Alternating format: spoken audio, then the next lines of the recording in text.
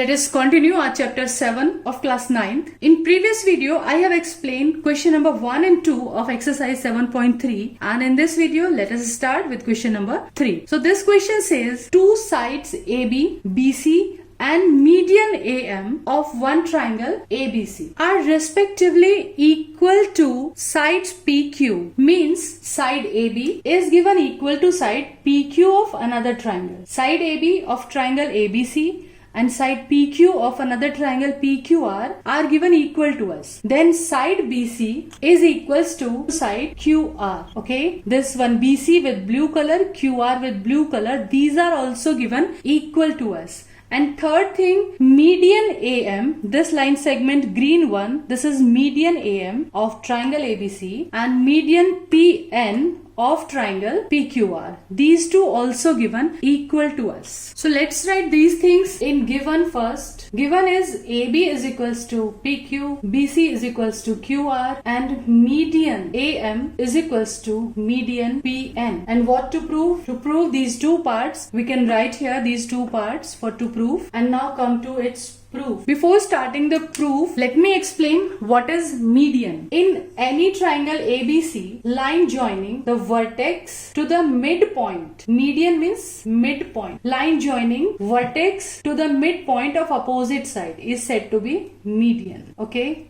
And in the same way, from the vertex B, the line joining the midpoint of opposite side. Opposite side to vertex B is AC and its midpoint, let us say midpoint is N. So line joining vertex to the midpoint is called median. And to understand these altitude, median, angle bisector, perpendicular bisector, you can watch separate video on these topics. For this time, only median is required. So remember, line joining vertex to the midpoint of opposite side is said to be median. In our triangle, how many medians are possible? Triangle is having 3 sides, so there will be 3 midpoints and clearly 3 medians. Okay, so in this triangle AM, median, BN and CP, these are 3 medians. And one more thing for your knowledge, all the 3 median will intersect at a point. किसी भी triangle के तीनों median हमेशा एक ही point पे intersect करेंगी, एक point से पास होके जाती हैं, and this point is said to be centroid. Point of intersection of 3 medians is called centroid. Okay, so let us see the proof. In first part, we have to prove triangle ABM. This half one only.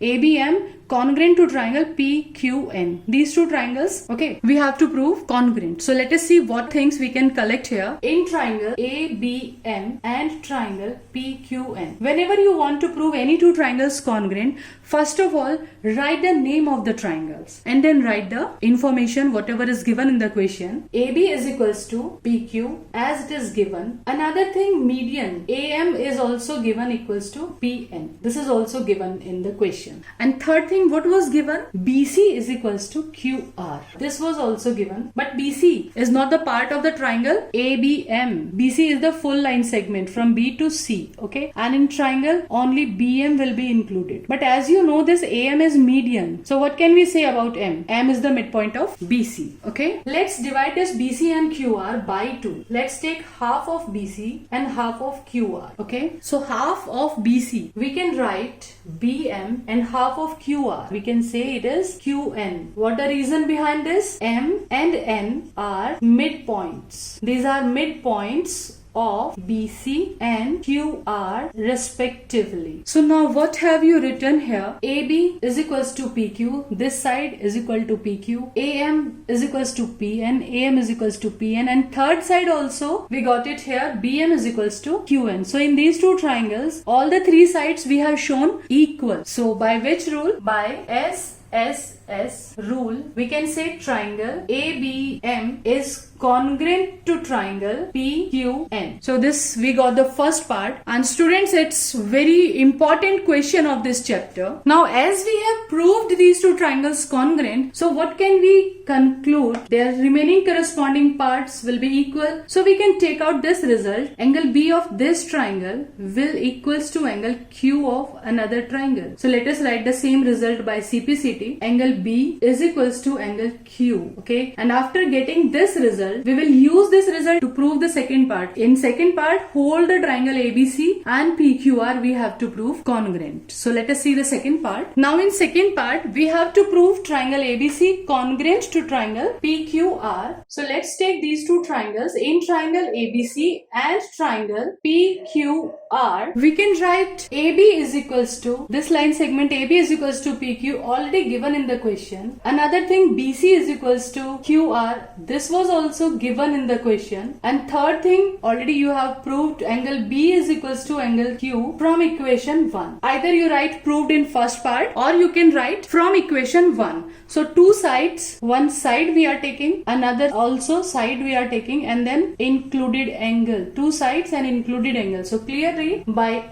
SAS rule, triangle ABC become congruent to triangle PQR. So if these key points are clear to you, like median means you have to take the midpoint, or altitude means in some question altitude is given, means we have to take angle 90 degree, then geometric questions will be very easy for you. Now let's see question number 4 of this exercise. In this, BE and CF are two equal altitudes of triangle ABC. So let's see how the triangle is formed here. So in triangle ABC, BE and CF are two equal altitudes. So BE, altitude means already explained, angle is 90 degree, and CF, this one. So again angle is 90 degree. Okay. So in triangle ABC, BE and CF are two equal altitudes. So what is given in this question? BE is equals to CF. Okay. And these are altitudes. And especially they are saying using RHS congruence rule, prove that triangle ABC is isosceles. So triangle ABC isosceles means we need to prove AB is equals to AC. We have to prove these two sides are equal, and especially by RHS congruence rule, as we have proved the same question in exercise 7.2 also. At that time we have taken this angle A common in both the triangles. Triangles upper one we have taken. In that exercise 7.2 question, triangle ABE and ACF we have taken. But to prove it by RHS congruence, one we will take right angle, and second thing we are going to take hypotenuse. Okay. So we have to take triangles BCF and CBE so that we can take BC common in both the triangles. Let me show these two triangles